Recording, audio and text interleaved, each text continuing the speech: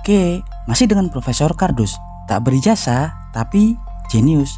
Reaktor nuklir adalah sebuah perangkat yang berfungsi untuk mereaksikan bahan atau unsur radioaktif baik secara fisi atau fusi guna mendapatkan sumber energi, terutama panas, untuk menghasilkan daya yang digunakan sebagai sumber pembangkit energi, terutama listrik. Dan intinya, reaksi nuklir adalah mereaksikan inti atom. Karena kata nuklir sendiri berasal dari bahasa Latin, yakni nucleus atau nucleus, yang artinya kacang kecil, di mana kacang kecil tersebut selanjutnya diadaptasi untuk penyebutan nukleus atau inti atom. Dalam pengaplikasiannya ada banyak macam jenis reaktor nuklir dengan daya dan metodologi yang berbeda-beda, tergantung jenis unsur radioaktif dan bahan pemrosesan yang digunakan.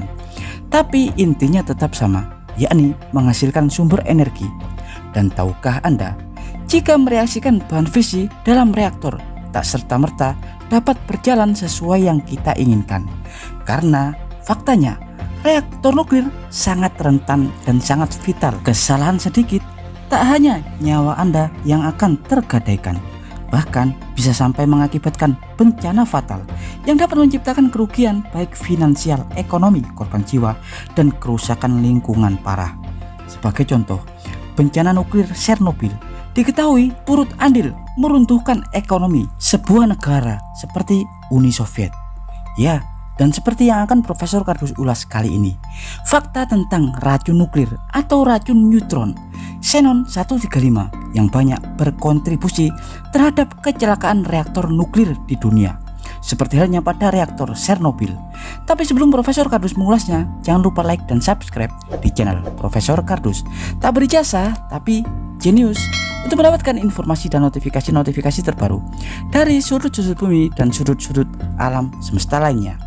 Keracunan reaktor, racun nuklir atau racun neutron adalah sebuah kondisi di mana proses reaksi fisi dalam reaktor terhambat, bahkan terhenti karena kelimpahan jumlah neutron yang digunakan untuk mereaksikan inti atom tiba-tiba menurun atau bahkan menghilang.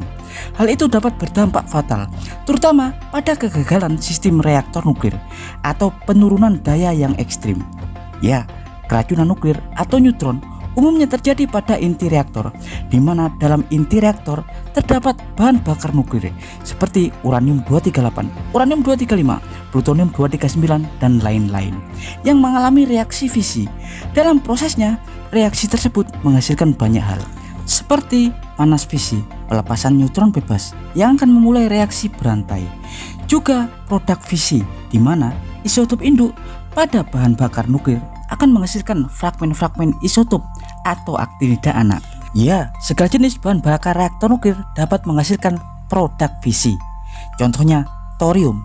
Thorium diketahui dapat menghasilkan produk fisi seperti proactinium 233, kemudian uranium 235, dan lain-lain. Sedang kemunculan racun nuklir atau racun neutron juga disebabkan oleh hal serupa, oleh fragmen-fragmen aktinida minor yang dihasilkan saat proses fisi dalam reaktor.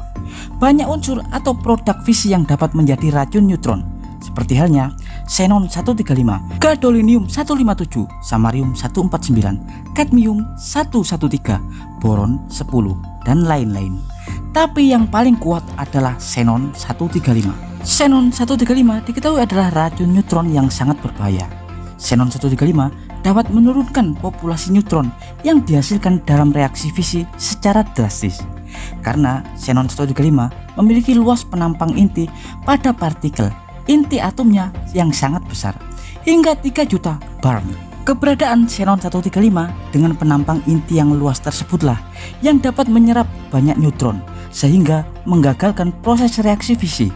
Xenon 135 sebenarnya dihasilkan dari hasil peluruhan yodium 135, di mana yodium adalah produk fisi dari uranium 235. Ya, tahukah Anda, bahan bakar reaktor nuklir umumnya terbuat dari campuran uranium 238, uranium 235, plutonium 239, dan lain-lain. Sedangkan xenon 135 terbentuk dari proses rantai peluruhan uranium 235 saat proses fisi dalam inti reaktor terjadi.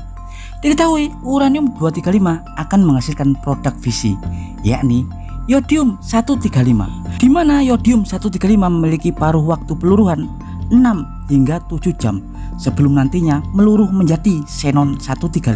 Ya, umumnya para operator reaktor nuklir dilatih dan dibiasakan untuk selalu mengukur konsentrasi yodium 135, terutama xenon 135 dalam inti reaktor.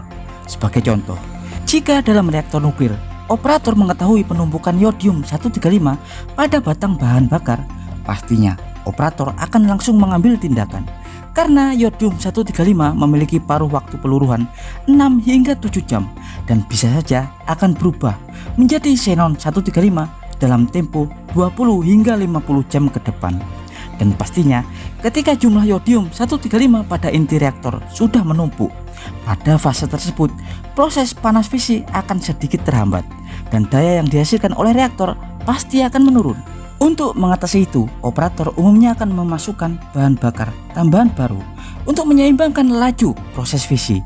Hal ini ditujukan agar bahan bakar baru mampu menghasilkan banyak neutron agar proses fisi terus berjalan, karena bahan bakar lama pastinya sudah terkontaminasi oleh yodium 135 dan xenon 135 yang banyak menyerap neutron.